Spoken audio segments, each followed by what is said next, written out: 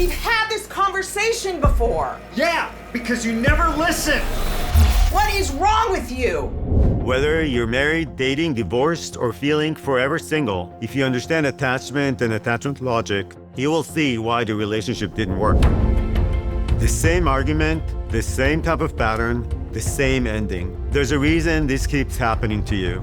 You have to learn about your attachment style and what it means in your life and how you can become more secure.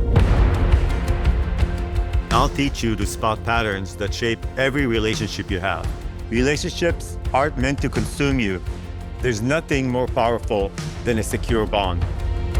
You can really incorporate it into your life in order to create a more stable environment for yourself and others. It's a new way of connecting with someone. This isn't a personality test. It's not a diagnosis. This is a roadmap to improve your relationships. I'm Dr. Amir Levine, and this is MasterClass.